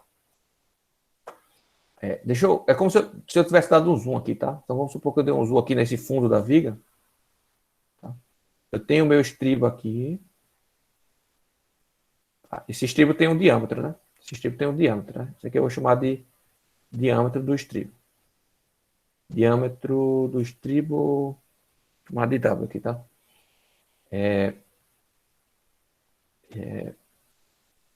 E aí as minhas barras de aço estariam aqui, tá? As barras de aço estariam aqui. E eu tenho o baricentro das armaduras, o Y do baricentro, que vai ser a distância, ó, do centro de gravidade das armaduras até o início do estribo, tá? E o meu cobrimento, o cobrimento da minha viga, que estaria aqui, tá bem torto. Aqui. Já comecei torto o desenho, na verdade. Tá? Esse cobrimento aqui, ó, que seria essa distância até aqui, vai ser o cobrimento. Tá? Vai ser o cobrimento. E aqui eu tenho justamente entre um e outro, né?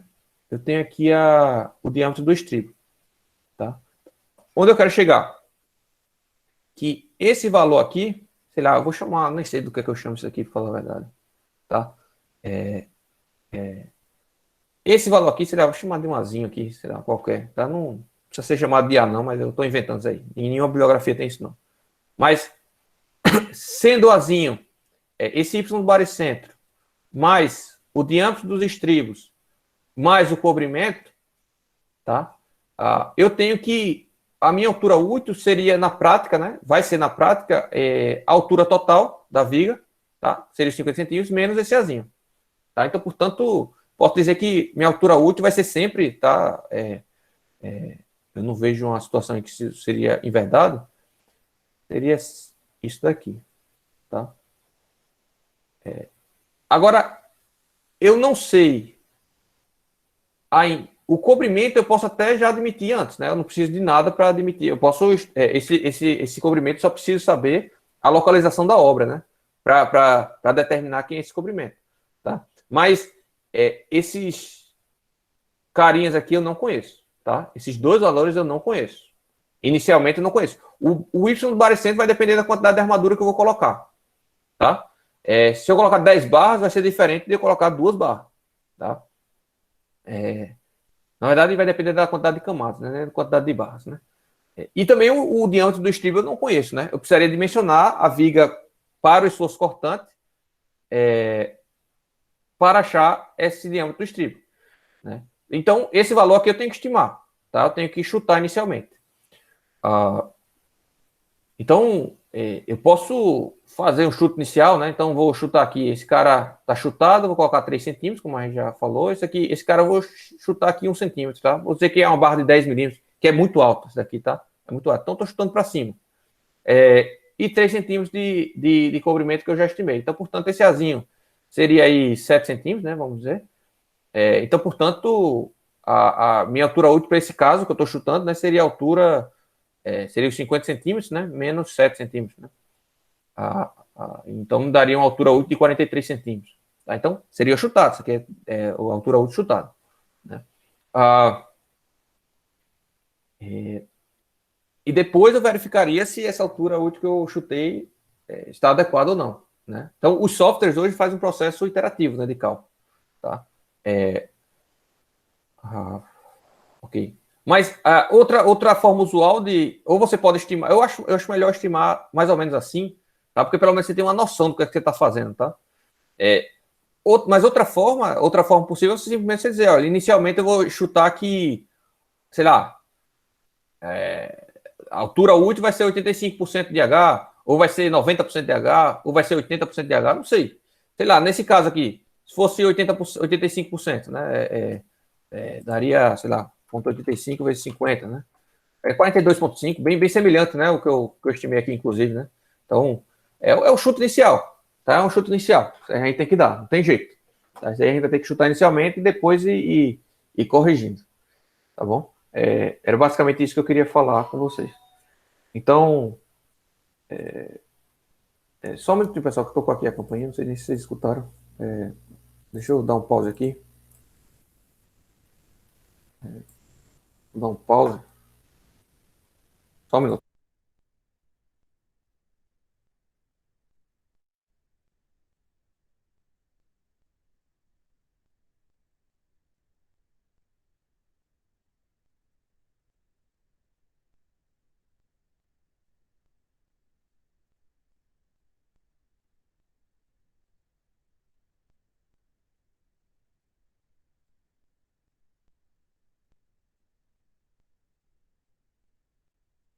Vou voltando. Foi uma encomenda que chegou aqui. Mas vamos lá. Então, vamos fazer mais simples aqui. Eu não sei, agora que eu. Vamos supor que. Vamos supor que esse Y baricentro seja os 3 centímetros que eu falei. Tá? Eu vou deixar bem discriminado assim, mas poderia chutar só como percentual, tá? Não tem problema nenhum, não. Φ do estribo. Vamos ver que seja 10 milímetros. Seja uma barra de 10 milímetros. E o cobrimento, supor que seja 3 centímetros também. Né? Esse cobrimento é a única coisa que eu sei, então vou dizer que esses dois aqui eu vou colocar outra cor, só para ficar claro, né? Que é um chute, né? Então, sei lá, vou botar o vermelhinho aqui, tá? Só para ficar claro que é um chute, né? Então, tá. Então, a minha altura útil, né, seria a altura total, que eu ainda não declarei quem é, vai dar um erro, tá? Menos somatório disso tudo, né? Y varicentro, menos diâmetro aqui, pouco mais, né? Seria mais aqui. Mais o cobrimento. Vai dar um erro aí, porque ele não sabe quem é H, mas vamos dizer aqui que H é igual a 50 centímetros. Estão vendo, né, pessoal? E tudo aí? Estou fazendo? Sim, professor. Então, BW, por outro lado, é dado na questão, né? Então, BW é dado a questão que é 20 centímetros, né? 20 centímetros. O FCK, eu adoto, né? Vou adotar a partir do mercado. Depois a gente comenta mais sobre isso, por conta da hora. Então, vamos dizer que seja 30 FPA. Eu estou com vontade de marcar uma aula extra aí nessa semana, pessoal, para vocês não ficarem com essa informação pela metade, tá? Eu queria concluir esse conteúdo aí, até para vocês revisarem, fazer exercício na aula. Talvez a gente possa, eu não sei, Não sei se vocês vão aceitar, mas eu vou fazer o seguinte, eu vou marcar uma aula para semana que vem, nesse mesmo horário. Eu sei que é férias, né? Mas eu vou dar aula ao vivo. Se vocês quiserem participar, vocês participam, senão vocês assistem gravado, tá? Eu acho importante não perder não cortar essa aula no meio do conteúdo, tá? Então, por isso que eu vou concluir. Não vai precisar, acho, das 4 horas, não, tá? Vai ser mais rápido isso daí.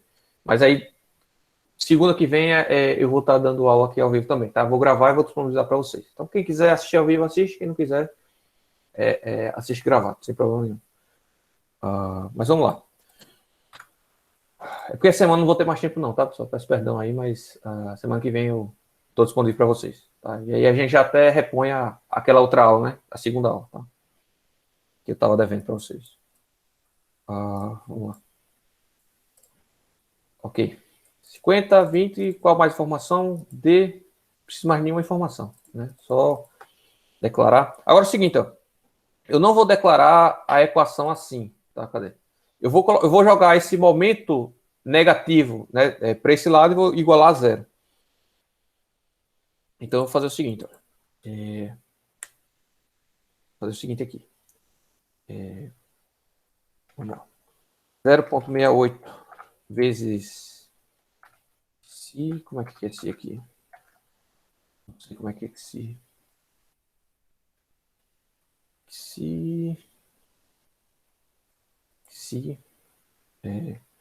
menos 0,272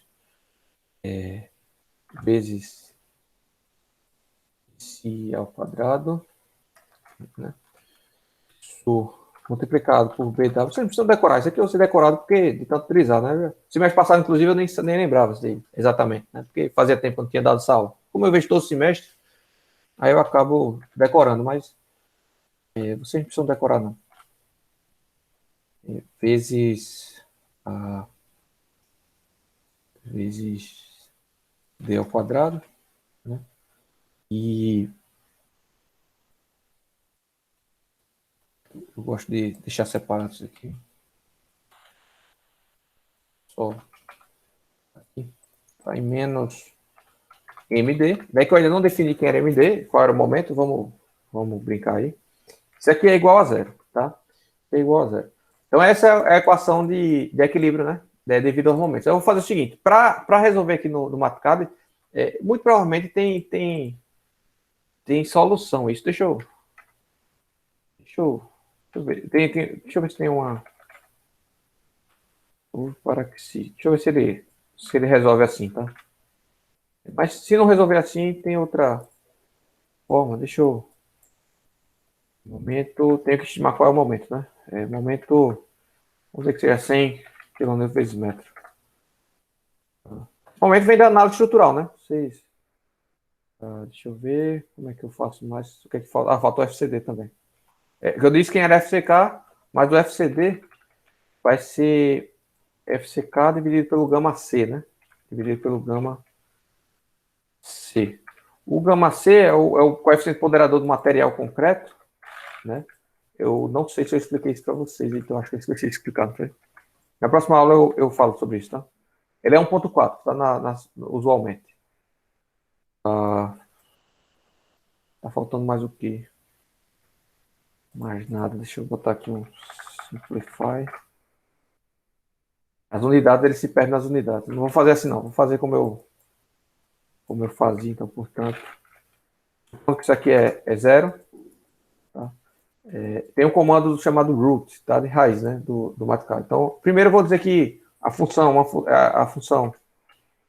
f em função de que se vai ser isso tudo aqui. Isso tudo aqui. E deixa eu ver se ele se perde nas unidades aqui.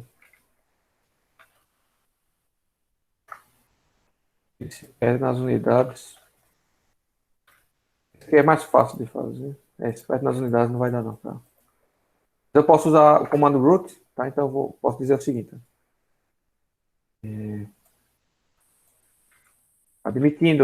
Dando um chute inicial de que se, tá? Admitindo que se seja igual a zero, eu vou encontrar o que se fazendo raiz dessa função, tá? E a variável próprio que se, tá? Variável próprio que se. Aí eu encontro o valor, tá? Então, obviamente que eu tenho duas raízes, aqui é uma equação de segundo grau, eu tenho duas raízes. Perceba que se eu chutar outro valor aqui, eu vou ter outra raiz, tá? Ele vai encontrar a raiz que está mais próxima do valor chutado, tá? Isso aí eu acho que vocês viram em cálculo numérico, não tenho certeza, né? É o mesmo, eu não me lembro qual é o algoritmo chamado, é um método numérico chamado famoso, tá? Mas ele vai alternando, ele vai se aproximar da raiz mais próxima, né? Ele vai se aproximar da raiz mais próxima. Então, portanto, esse que se, né, que é o x sobre d, ele pode ser aqui para esse caso, né? Eu posso usar também Bhaskara aqui, né? Mas estou com preguiça, estou sem tempo. Então, esse meu que se, vou colocar aqui mesmo. Esse meu que se pode ser ou 0,002, né? Opa, tá faltando aqui. Ou pode ser, como a gente tinha encontrado, né? Deixa eu ajustar 10 aqui. 2,298, né? Então, só tem dois valores para isso, né? Veja, vamos lá, ver graficamente, né? Vamos aproveitar que a gente tem aqui esse software, né? Vamos botar. Vamos ver aqui que x vai de menos 1, menos 10, menos 10 até 10. Não posso fazer isso? Tá, então vou ter que declarar antes. Então, vamos supor aqui que esse seja igual a de menos 10 até menos 9 até 10. E talvez, deixa eu ver. Então tá aí a minha equação como é, né? Deixa eu botar aqui a unidade quilômetros vezes metro. Bom, eita, é quilômetro. FY. Tá. Então vê que, na verdade, é para dar. Tá certo. Vê que ela tem duas raízes, né? Uma em. Deixa eu diminuir aqui. Menos 2 até mais 2.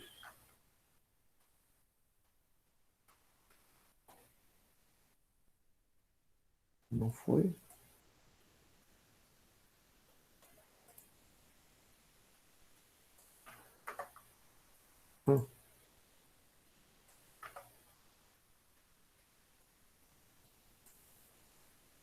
Deixa eu ver. O que foi que eu fiz errado?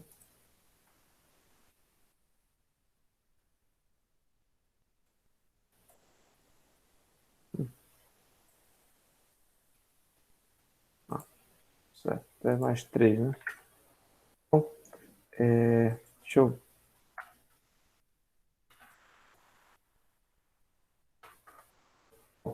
Então a curva está aí. Então vê, né? A raiz aqui 0,2 e 2,29. 2,3, né? Agora, o que a gente tem que se perguntar é o seguinte. O que é o significado de que se?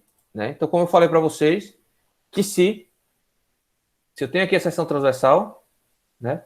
A posição da linha neutra, vamos supor que esteja em determinado ponto aqui, eu não sei qual é. Tá? E a posição do centro de gravidade das armaduras está aqui. Né? Então, portanto, essa dimensão aqui é D. Tá? E essa dimensão aqui é X. Tá? Então, vê.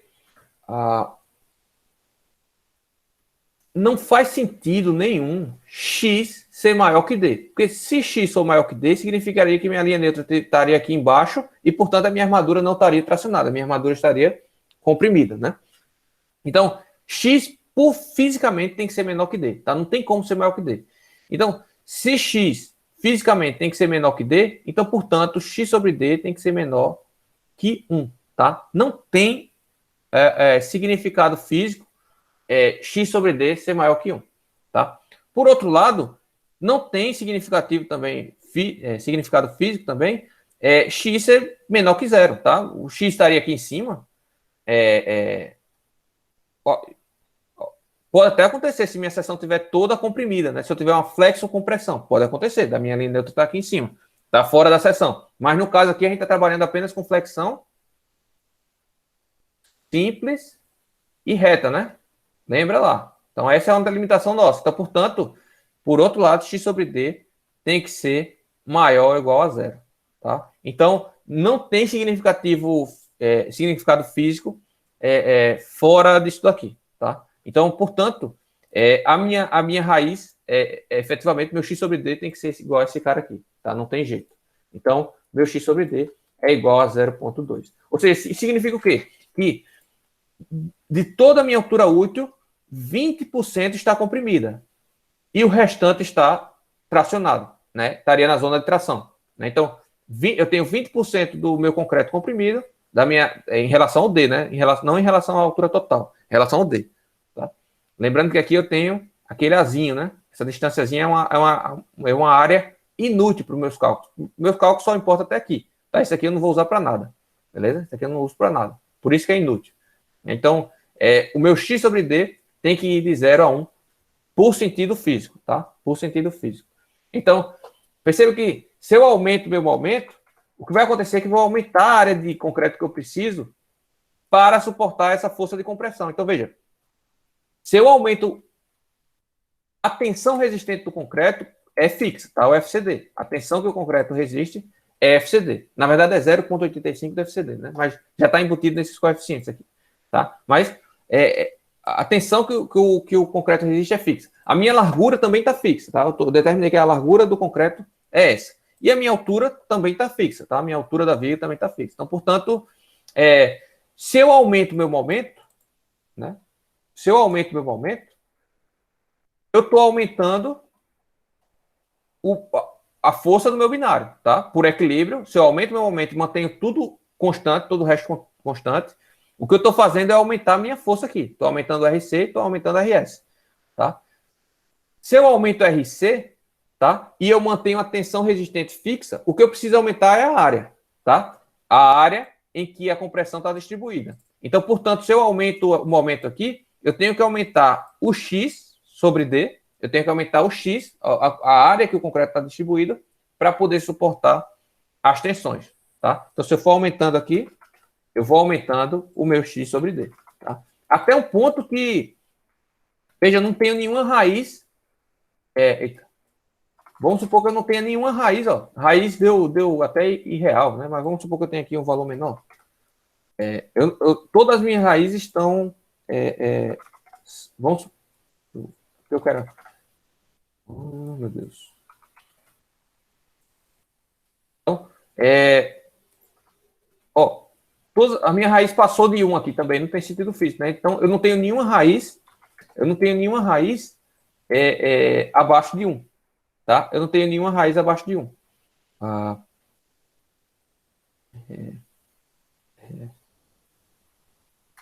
Por outro lado, se eu aumentar mais ainda,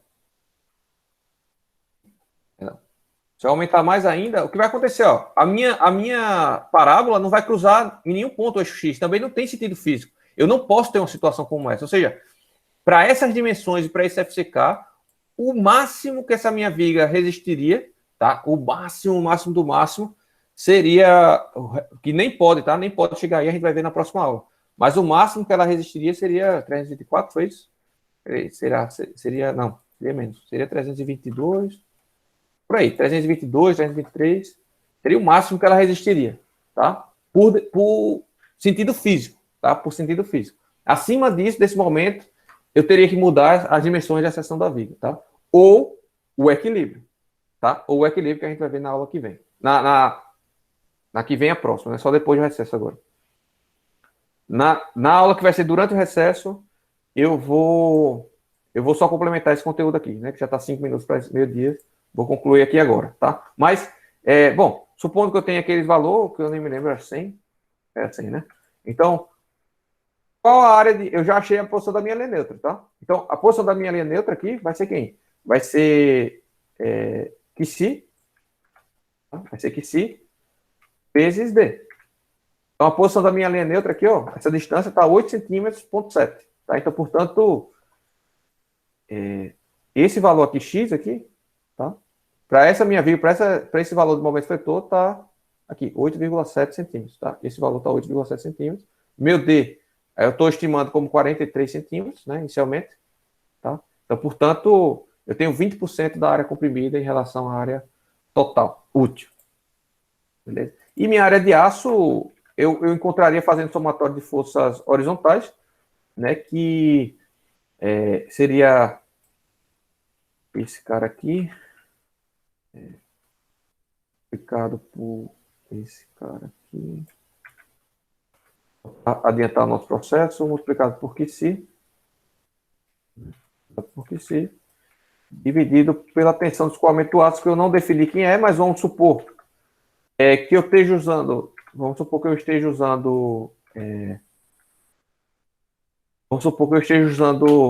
CA50, tá? O aço CA50, então, portanto, a minha tensão de escoamento característica é 500 MPa, tá? Então, eu defini isso. E a minha tensão de escoamento de projeto vai ser a tensão de escoamento característica dividido pelo coeficiente ponderador do aço, perdão, do aço, e esse coeficiente ponderador do aço, para situações normais, a gente vê na próxima aula de novo, isso aqui é 1,15. Tá? Então, essa é a minha tensão de escoamento do aço de projeto, tá? 435 MPa. Tá? Então, aqui é a minha área de aço necessária. Né? Obviamente que a área de aço vai ser em unidades de área. Usualmente, pela dimensão, a gente utiliza em centímetros quadrados. Tá? O mais usual é utilizar centímetros quadrados para essa área de aço. Isso, para ver. Perceba que eu preciso, no total, de 5,8 centímetros quadrados de aço. Tá? Vamos supor, não, já adiantando uma coisa que não é desse conteúdo propriamente dito, mas só para vocês entenderem fisicamente o que é isso, né? Se eu tenho uma barra, na verdade vou explicar logo agora. Se eu tenho uma barra de aço, né, longitudinal de 10 milímetros, vamos supor, tá? A minha área dessa barra, tá? De uma barra, vou chamar aqui de área de φ, tá? Vai ser a área de uma circunferência, tá? Da circunferência, então vou ter que π multiplicado pelo diâmetro ao quadrado dividido por 4.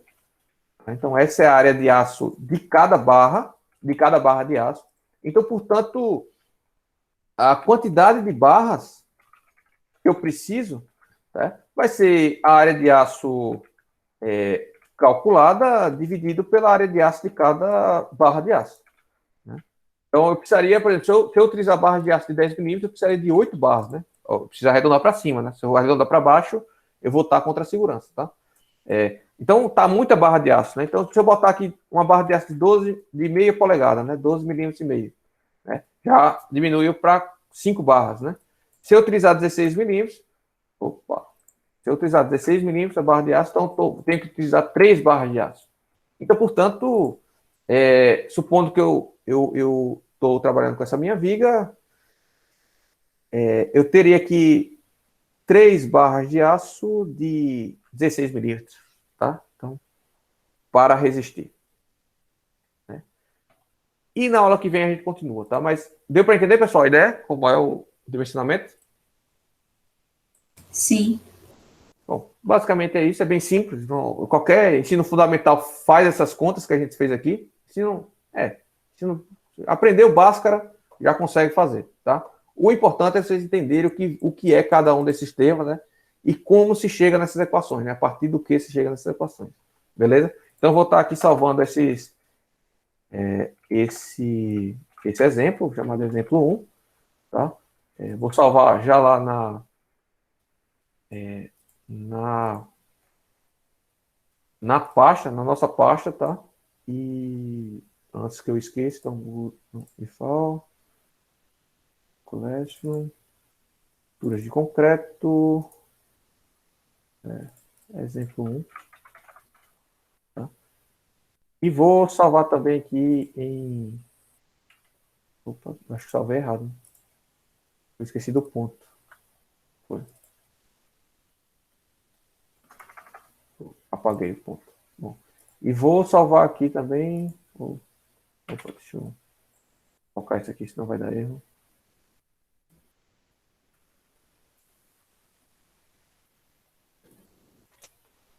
Ô, meu pai.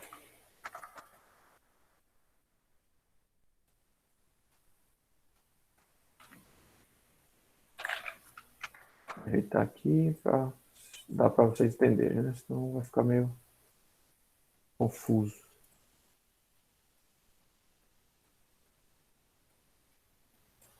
Tá aí. Deixa eu ver se tem mais alguma coisa fora. Tem um gráfico fora. Deixa eu botar. Tá. Botar aqui. Ver se dá certo eu botar aqui. Não dá. Deixa eu então dar um enter em tudo isso aqui.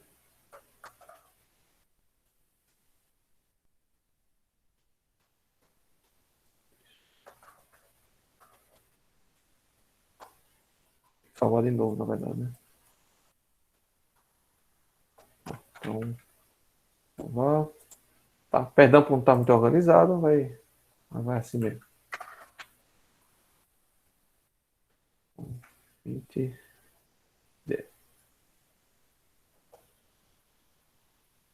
Então, exemplo 1. Vamos lá de novo. Então,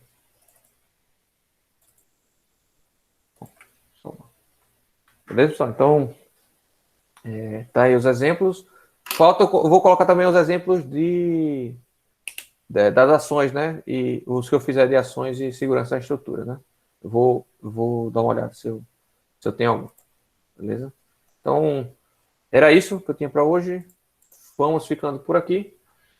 Até semana que vem, se vocês puderem estar presentes ao vivo. Se não puderem, porque eles estão de férias, aí fica gravado para vocês assistirem quando puderem. Beleza? Então, até a próxima, pessoal. Tchau, tchau. Valeu, professor. Valeu, professor. Tchau, tchau.